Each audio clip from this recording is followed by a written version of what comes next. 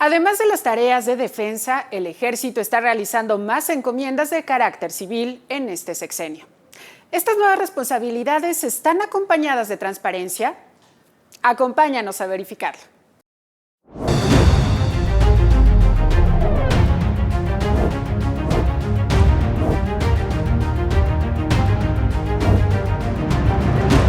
Bienvenidas, bienvenidos. Esto es Derecho a Saber, un programa del Instituto Nacional de Transparencia, Acceso a la Información y Protección de Datos Personales, el INAI. El presidente Felipe Calderón sacó al ejército a las calles para realizar labores de seguridad pública. El gobierno de Enrique Peña Nieto lo mantuvo y en la actual administración, además de continuarlo, le ha dado más tareas que originalmente eran de carácter civil. Por ejemplo, el control de aduanas, distribución de vacunas y construcción de obras, entre otras. Aunque el presidente Andrés Manuel López Obrador ha argumentado que le dio estas responsabilidades al ejército por considerarlo incorruptible, diversas organizaciones civiles y especialistas señalan que se trata de un proceso de militarización que puede tener efectos adversos. Pero primero hay que definir qué es la militarización y esto nos lo explica Frida Ibarra, directora de incidencia en México Unido contra la Delincuencia. La militarización tradicionalmente, digamos, se conoce como aquel proceso donde elementos militares pues toman funciones de seguridad pública, ya sea estando incluso dentro de las propias instituciones policiales, tomando puestos de dirección en estas instituciones, tomando funciones que les permiten tener decisión respecto de las estrategias de seguridad pública y también incluso la militarización de la propia policía se conoce como militarización de la seguridad pública. Datos del Centro de Investigación y Docencia Económicas, el CIDE, señalan que entre 2006 y 2021 se le han entregado a las Fuerzas Armadas 246 funciones civiles y aquí algunos ejemplos. Tenemos documentadas más o menos 200 funciones en los últimos 12 años y que eso equivale a más de 74,000 millones de pesos. Solamente en este gobierno son 101 durante Andrés Manuel López Obrador y en 3 años AMLO transfirió casi lo mismo que Peña Nieto en todo su sexenio. Estas funciones van más allá, tienen que ver con educación, con salud, con obra pública, con política social y le quitan funciones, por ejemplo, a la Secretaría de Medio Ambiente, a la Secretaría de Bienestar, al SAT, al CONACYT, al Consejo de la Judicatura, a la Secretaría de Salud, a la Secretaría de Comunicaciones y Transportes, obviamente. Sobre todo, creo que lo más emblemático definitivamente es pues esta administración del gran aeropuerto, los proyectos como estrella de la administración de Andrés Manuel López Obrador, pero también ya están involucrados en temas de aduanas, en el control de la migración también están ahí y cada vez es más claro pues que los vemos incluso ahora en el metro de la Ciudad de México en el uniforme de la Guardia Nacional, que como bien sabemos la Guardia Nacional en realidad es una institución militar. En materia de seguridad pública, la tendencia de militarización aumentó a 42 actividades en materia de prevención del delito, operativos e investigación que fueron transferidas a las Fuerzas Armadas durante los gobiernos de Felipe Calderón y Enrique Peña Nieto. Además de la seguridad pública, otras áreas en las que las Fuerzas Armadas han tomado el control son migración, control de protección y vigilancia en mares, puertos y aduanas, comercio marítimo y de las comunicaciones y transportes por agua, atención a la emergencia sanitaria por COVID-19, combate al robo de combustibles, construcción de obra pública e infraestructura, apoyo a programas sociales y combate al lavado de dinero. Pero, ¿esto qué implicaciones tiene? Frida Ibarra comparte un punto muy importante. Luis Fernando García, director de la Red en Defensa de los Derechos Digitales, R3D, también nos explica sobre el cúmulo de poder de las Fuerzas Armadas. Y que creo que debemos darle su dimensión muy importante, en particular frente al momento histórico en el que vivimos. Estamos en un momento en donde, insisto, las Fuerzas Armadas están acumulando un poder, un presupuesto inusitado. Hoy controlan la seguridad pública, los caminos, los puertos, los aeropuertos, construyen refinerías, trenes, tienen bancos, están acumulando un poder territorial de ejercer violencia, de inteligencia, que también han acumulado. Y yo diría, no solamente el ejército, cualquier ente, persona o grupo que acumule demasiado poder, se agrava el riesgo de que se abuse ese poder y los efectos que ese abuso puede tener. Como hemos mencionado en programas anteriores, a veces la Secretaría de la Defensa Nacional, la Guardia Nacional y la Secretaría de Marina han utilizado como pretexto la seguridad nacional para ocultar información. Periodistas se han enfrentado justamente a este obstáculo al solicitar información al ejército vía transparencia.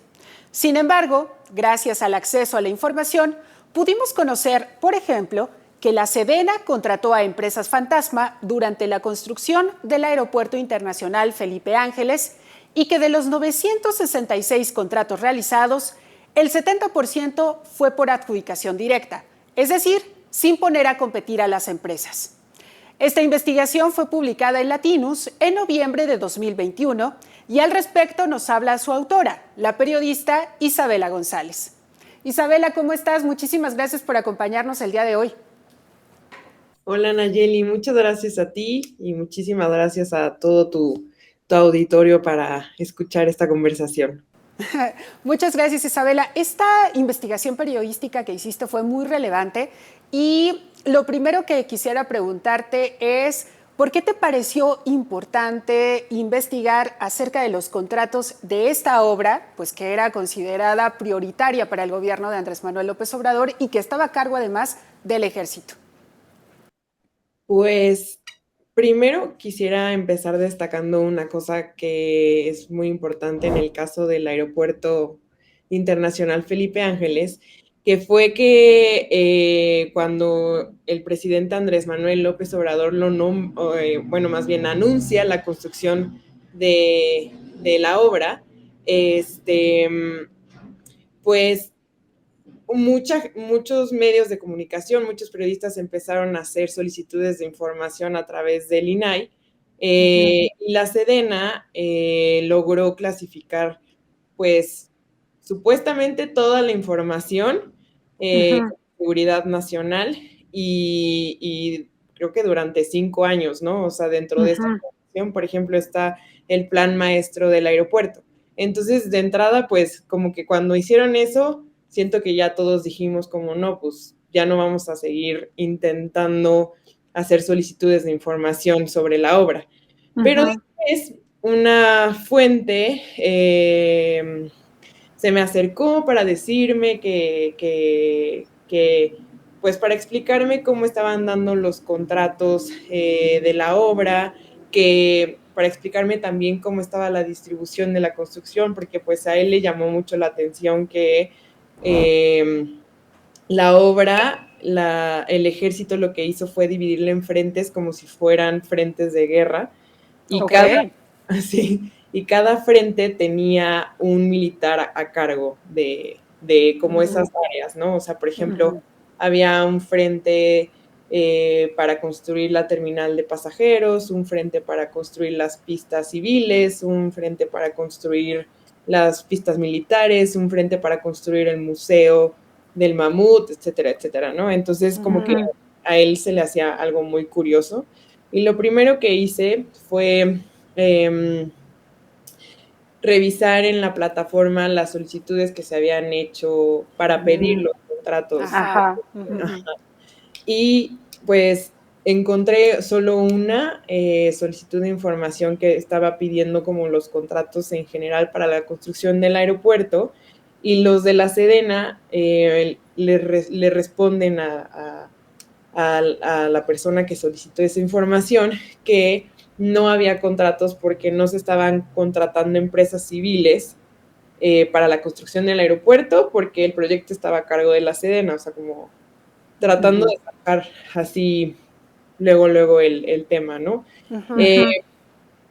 Pero pues, o sea, de acuerdo a lo que me habían dicho esta fuente, pues sí estaban contratando empresas civiles para hacer varias cosas, ¿no?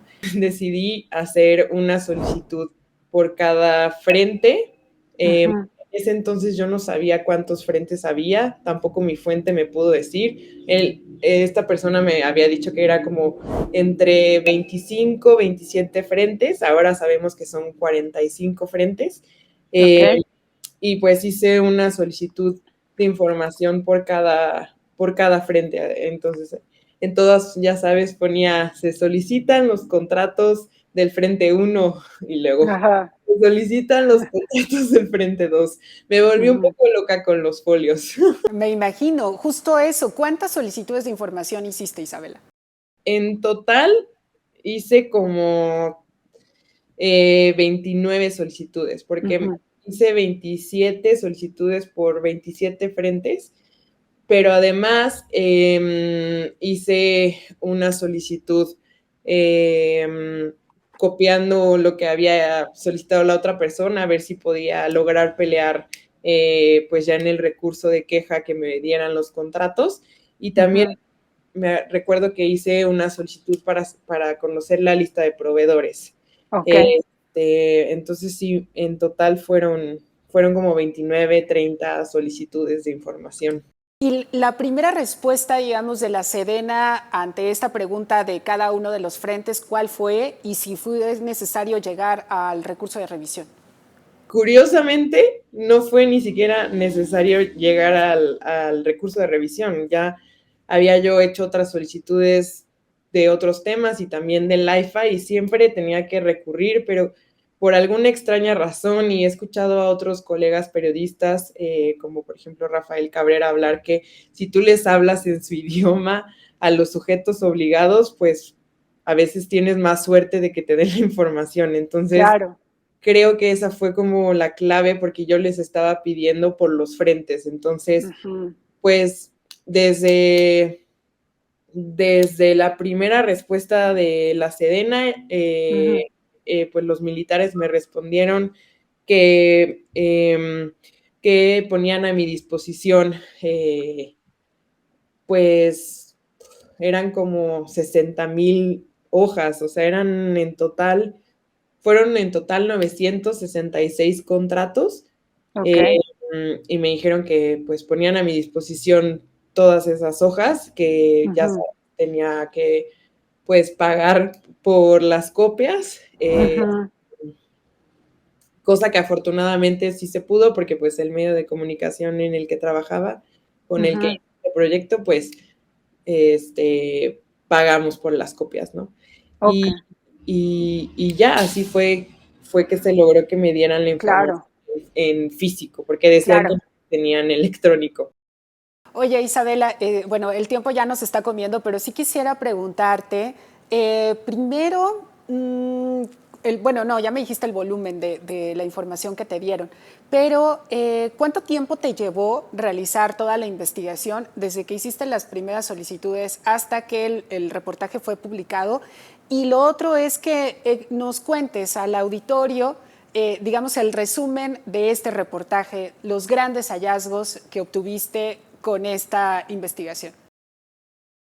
Pues en tiempo, yo creo que fueron como 8 meses desde que hice la primer solicitud hasta que ya lo terminé. Me llevó mucho tiempo leer todos los contratos Claro. y hacer un Excel muy bonito, como para, pues, Sistematizar. exactamente, sistematizar y además también filtrar toda la información, ¿no? Y ya haciendo este Excel, pues comencé a ver lo que tú ya mencionaste al principio, que fue uno de los principales hallazgos, ¿no? Que no hubo ni una sola licitación pública, todo fue adjudicación directa y todo fue procesos de invitación a 3 personas para las contrataciones, o sea, no hubo ni un solo proceso abierto, o sea, impresionante. Que el 70% fueron adjudicaciones directas y el resto fueron invitación a 3 personas.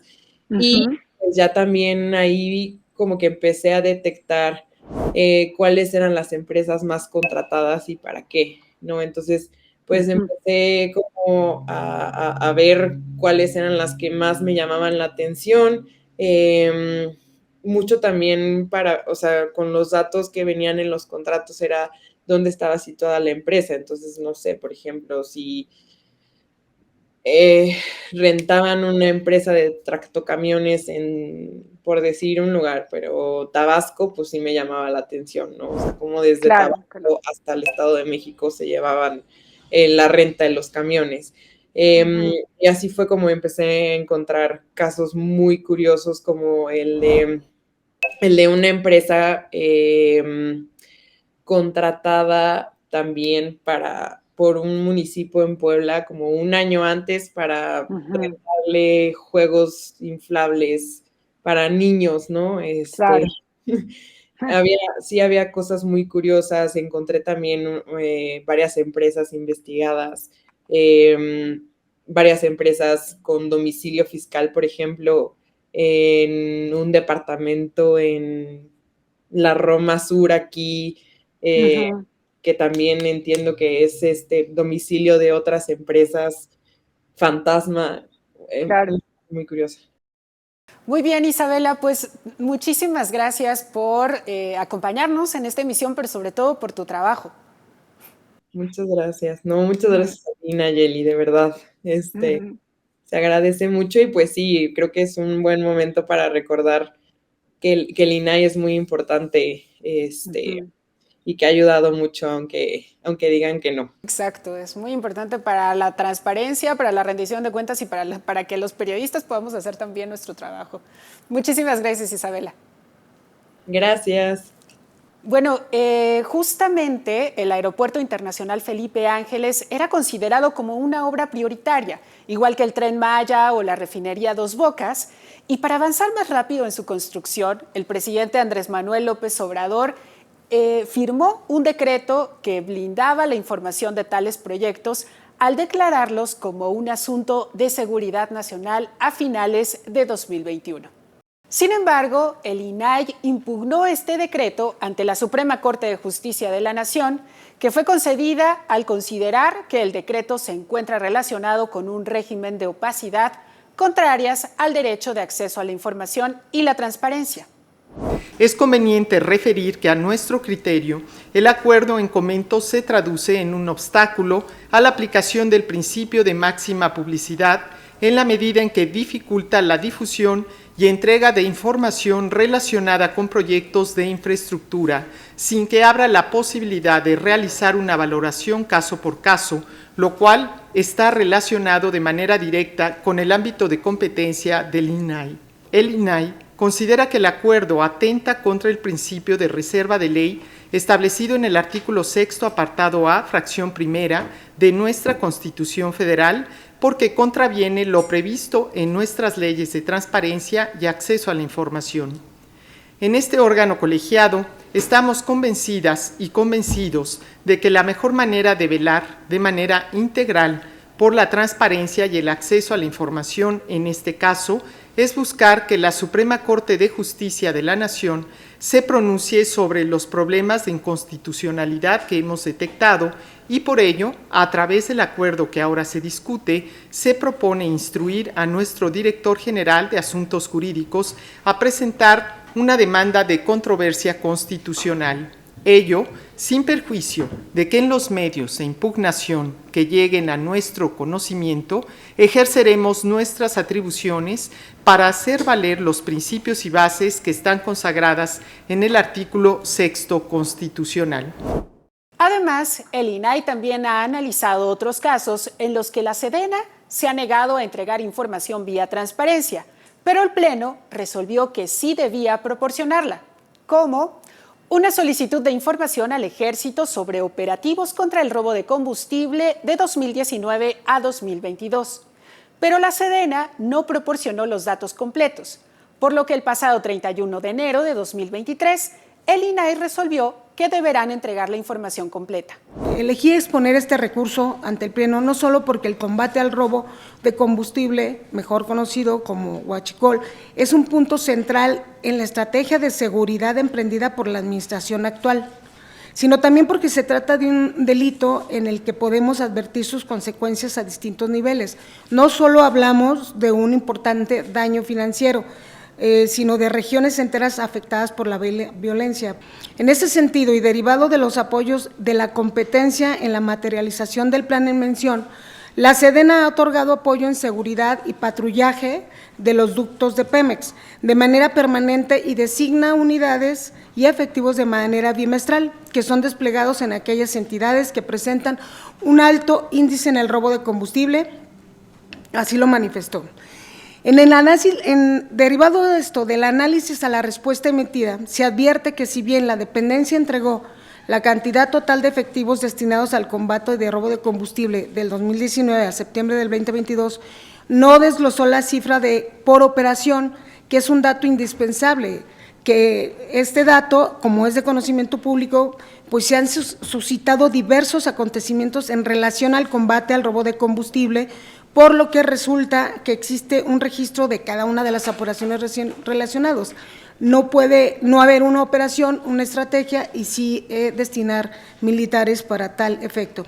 Se advierte que si bien la Sedena turnó la solicitud a la unidad administrativa competente, esta no se pronunció con un criterio adecuado, en tanto que se limitó solo a informar sobre el número de efectivos desplegados con el objeto de atender el robo de combustible, siendo que la solicitud también estaba dirigida precisamente a conocer las operaciones de la información requerida. En consecuencia, pues el agravio de la persona recurrente se considera fundado.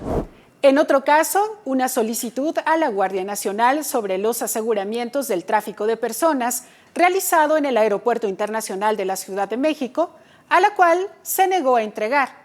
Pero el INAI aprobó un acuerdo de resolución que obliga a la Guardia Nacional a proporcionarla. La Guardia Nacional debe estar en constante y permanente escrutinio público, en el entendido de que ya es oficial su incorporación a la Secretaría de la Defensa Nacional, por lo que es indispensable vigilar de una manera permanente que su marco de acción siempre esté apegado a la Constitución, a los tratados internacionales de los que México forma parte, y de una manera eficaz de lograrlo es la transparencia en las gestiones y operaciones cotidianas como son estos aseguramientos de personas y que ocurren diariamente en el Aeropuerto Internacional de la Ciudad de México. La Guardia Nacional se limitó a contestar, pero no agotó el procedimiento de búsqueda exhaustiva. Y es por esta razón que la persona recurrente interpuso obviamente el recurso de queja, señalando justo que de la respuesta no se desprendía si el sujeto obligado contaba o no con la información, ni mucho menos se advertía de la lectura qué unidades administrativas fueron consultadas para arribar a estas conclusiones o consideraciones. Y si quieres consultar información adicional de este tema, veamos Entorno Digital.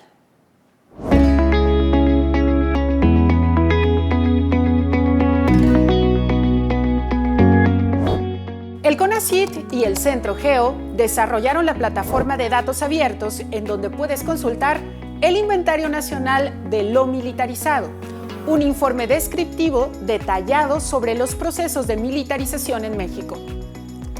El Foro de Investigación y Política Independiente Wilson Center publicó en su portal web la infografía La militarización de seguridad pública en México, en el que puedes consultar de una manera dinámica datos y gráficas sobre el avance de la militarización en nuestro país. La Organización México Unido contra la Delincuencia cuenta con 5 informes con infografías, gráficas y estadísticas para comprender los impactos de la militarización de la seguridad pública. La rendición de cuentas es crucial en todo el gobierno y las Fuerzas Armadas no deberían ser la excepción.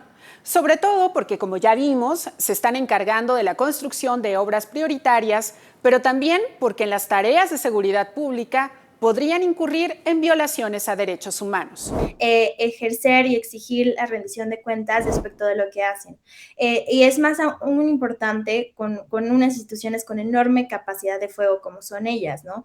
Saber cómo están llevando los enfrentamientos, cuántas armas tienen, quiénes mueren en los enfrentamientos, los policías, los civiles, saber cuántos militares han sido acusados por violaciones graves a derechos humanos. Hay un sinfín de preguntas que todavía no tenemos respuestas certeras y que nos hablan sobre la forma en que la ciudadanía puede evaluar su desempeño y establecer qué política pública funciona y si es necesario o no el uso de las Fuerzas Armadas, o en cambio estamos hablando de costos enormes y entonces tendríamos que replantear la estrategia de seguridad.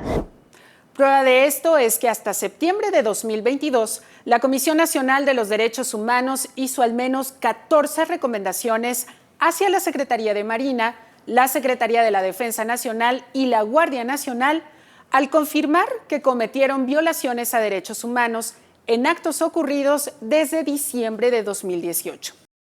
Sin embargo, solo de octubre a diciembre de 2022, la Guardia Nacional registró 5 recomendaciones más. Además, de acuerdo con la organización Amnistía Internacional, entre 2020 y 2022 se presentaron ante la CNDH más de 1.100 quejas contra la Guardia Nacional por desapariciones forzadas, detenciones arbitrarias, ejecuciones extrajudiciales y tortura, entre otros. Y para hablar de ello nos acompaña la maestra Edith Olivares Ferreto, directora ejecutiva de Amnistía Internacional México. Edith, ¿cómo estás? Bienvenida. Muchísimas gracias por acompañarnos en esta emisión. Muchas gracias, Nayeli, y muchas gracias también a toda tu audiencia, pues aquí para hablar sobre la militarización en México. Exacto, es un tema que nos debe de interesar, preocupar y ocupar a todas y todos. Y Edith, ¿por qué hablamos de militarización y de riesgos en la violación a derechos humanos en este país? Sí, mira, Nayeli, nosotras hemos venido desde Amnistía Internacional insistiendo, yo diría, voy a empezar señalando que Amnistía Internacional se fundó en México hace 50 años, justamente en el periodo de la Guerra Sucia, que es uno de los periodos de la vida política en donde los militares tenían una alta participación y responsabilidades en la desaparición de personas. Y desde hace por lo menos 16 años hemos venido advirtiendo con muchísima preocupación, observando cómo se ha venido profundizando el proceso de militarización en México, entendido primero como un proceso en donde diferentes gobiernos, primero el gobierno de Felipe Calderón, después el de Enrique Peña Nieto y ahora el de Andrés Manuel López Obrador, han decidido mantener a las Fuerzas Armadas en tareas de seguridad pública. Esta decisión, Nayeli, es una decisión que pone en riesgo la vigencia y el respeto de los derechos humanos y hemos tenido ya varios incidentes en el país que muestran cuál es ese riesgo y por qué es que diferentes organismos de derechos humanos le han recomendado directamente al Estado mexicano que las tareas de seguridad pública deben estar a cargo de corporaciones civiles.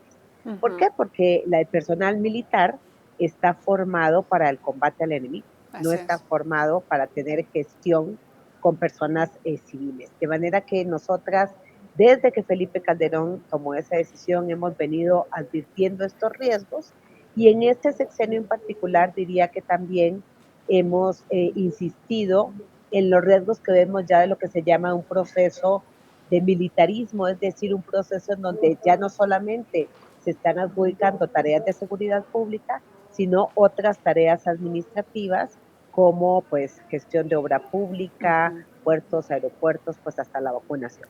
Exacto, o sea, tareas que son completamente responsabilidad de civiles o que así habían venido siendo, ¿no? Y justamente en este primer punto que mencionas, Edith, pese a que el ejército ha estado en las calles desde el gobierno de Felipe Calderón, con Peña Nieto y ahora también con el presidente Andrés Manuel López Obrador cumpliendo tareas de seguridad pública, no vemos una disminución en la violencia, en los asesinatos dolosos. ¿Esto qué nos indica, Edith? Sí, nosotros hemos señalado que nos llama muchísimo la atención porque claramente la estrategia de militarización de la seguridad pública en México ha sido una estrategia fallida. Este es un país indudablemente mucho más peligroso de lo que era hace 16 años. Hay un incremento de los homicidios, un incremento desproporcionado en el número de personas desaparecidas. Yo quisiera recordar que de las más de 100,000 personas desaparecidas en México, más del 90%, más del 95% de esas personas han desaparecido durante los últimos 16 años, justamente en el proceso de militarización. Incrementan los homicidios, incrementan los feminicidios, no disminuye la situación de inseguridad y por lo tanto la verdad es que no entendemos por qué 3 gobiernos seguidos de 3 diferentes partidos políticos han decidido mantener esta estrategia de militarización que además se acompaña de un debilitamiento de las corporaciones civiles. Y entonces estamos como en una suerte de círculo vicioso, Nayeli, donde el argumento de los presidentes es que las corporaciones civiles no tienen capacidad, pero se les restan capacidades y se les suman capacidades y presupuesto a las Fuerzas Armadas, de manera que no vemos cuándo es que vamos a poder realmente sacar a los militares de las calles y retornarlos a los cuarteles, que es donde deben estar. ¿Cuáles serían los riesgos, Edith, que como organización defensora de derechos humanos ustedes estarían viendo, observando, ante no solamente el escenario de los militares haciendo tareas de seguridad pública, sino que ahora también otras tareas civiles y además teniendo cargos dentro del gobierno federal, no solamente en la Sedena, sino en otras dependencias? ¿Qué es lo que ustedes estarían viendo como riesgo ya en un escenario como el que estamos viviendo, Edith? Sí, bueno, en materia de seguridad pública, para empezar por ahí, creo que el principal riesgo es la relación que tenemos de manera cotidiana las personas civiles con militares en México. Y creo que la ya reconocida ejecución de 5 jóvenes en Tamaulipas, la muerte de una niña también en Tamaulipas, la muerte de jóvenes el año pasado en Guanajuato, justamente en esta semana estamos conmemorando un aniversario más también de la muerte de los estudiantes del TEC de Monterrey, Jorge y Javier.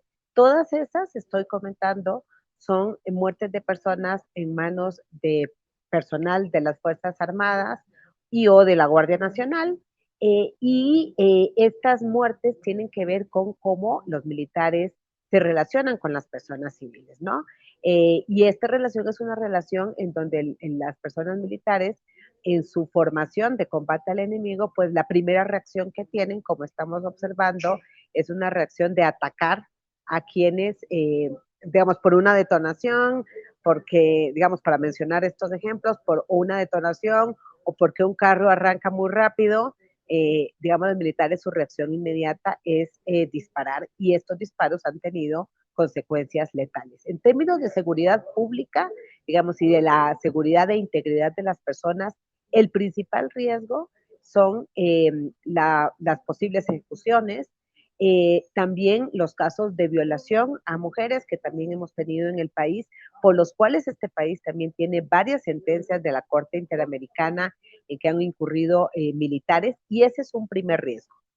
En ese mismo tenor, el otro gran riesgo es que en muchos de estos casos, las investigaciones que se realizan de estas violaciones a derechos humanos que comete personal militar se caracterizan por la opacidad, Nayeli. No sabemos en este momento qué pasó con respecto, por ejemplo, a los estudiantes eh, que murieron en Guanajuato. En el caso de Jorge y Javier, que esta semana se está conmemorando otro aniversario, sigue siendo un caso impune, en donde ni siquiera ha habido una disculpa pública. En el caso de Tamaulipas, estamos viendo cómo ya incluso familiares están exigiendo que no haya una investigación, y este es el segundo gran riesgo, porque muchas de estas investigaciones se hacen fuera del ámbito civil, es decir, en el ámbito de la jurisdicción militar, y esto pone en riesgo el proceso. Y el otro riesgo, Nayeli, es en cuanto a todas las tareas administrativas que se están asignando, y tenemos también un riesgo de opacidad, ¿no? ¿Cómo se adjudicó la obra del Tren Maya? Probablemente nunca lo vamos a saber, porque se ha declarado secreto de seguridad pública, de seguridad interior, perdón, secreto de seguridad nacional, y entonces no podemos tener información. Perfecto. Edith, muchísimas gracias nuevamente por acompañarnos y pues continuamos en comunicación, por supuesto. Muchas gracias, Nayeli. Bueno, pues como vimos, este tema es realmente relevante para este país. Pero bueno, pues ahora veamos lo que ha pasado en materia de transparencia en Actualidad INAI.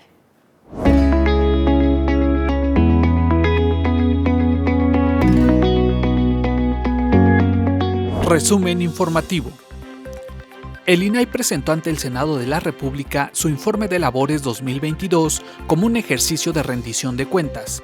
Ahí hizo un llamado a la Cámara Alta a designar a las y los nuevos integrantes del Pleno para no dejarlos sin quórum para sesionar y con ello imposibilitar las funciones del órgano garante nacional a partir del 1 de abril.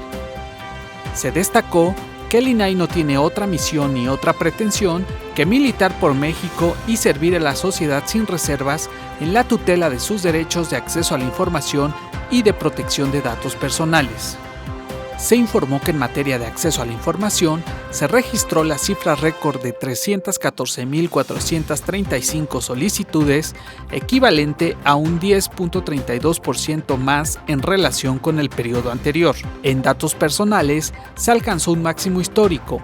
Ingresaron más de 63.000 solicitudes a las instituciones públicas de la Federación, un incremento de casi 50% respecto al año anterior. El informe puede ser consultado en el apartado Informe de Labores en la página del INAI www.inai.org.mx. En sesión pública celebrada el miércoles 22 de marzo, el Pleno del INAI aprobó 381 proyectos de resolución, de los cuales 313 fueron de acceso a la información, 60 de protección de datos personales y 8 recursos de inconformidad. Otro asunto aprobado fue la convocatoria y las bases del Concurso Nacional de Periodismo de Investigación 2023. El objetivo es incentivar la participación de las y los periodistas, académicos, investigadores y comunidad estudiantil en la elaboración de trabajos periodísticos basados en la información disponible en la Plataforma Nacional de Transparencia. En sesión solemne, integrantes del Pleno del Info Ciudad de México, del INAI y de los diferentes organismos garantes de las entidades federativas reconocieron la trayectoria del comisionado Francisco Javier Acuña Llamas, quien concluye su encargo el próximo 31 de marzo. A invitación del Consejo Federal para la Transparencia de Argentina, el INAI expuso a representantes de diversas provincias de ese país las funcionalidades de la Plataforma Nacional de Transparencia. El instituto convoca a estudiantes de licenciatura y de posgrado a participar en el Concurso Nacional de Spot de Radio 2023, Expresa tus libertades informativas y protege tu privacidad. El propósito es sensibilizar a la población mexicana sobre el beneficio de incorporar los derechos de acceso a la información y de protección de datos personales en su vida cotidiana. La convocatoria se encuentra disponible en www.inai.org.mx. Las tareas que realizan las Fuerzas Armadas son importantes para la nación. Sin embargo, realizar tareas de seguridad pública para las que no están capacitados puede derivar en violaciones a derechos humanos, mientras que al tener más facultades legales y recursos para tareas civiles, también deberían estar acompañadas de mayores controles y rendición de cuentas. Si te perdiste algo de la información que te hemos compartido, recuerda que puedes ver este y todos nuestros programas en el canal de YouTube del INAI. Muchísimas gracias por habernos acompañado en esta emisión y te esperamos la siguiente semana, porque recuerda que tú tienes derecho a saber.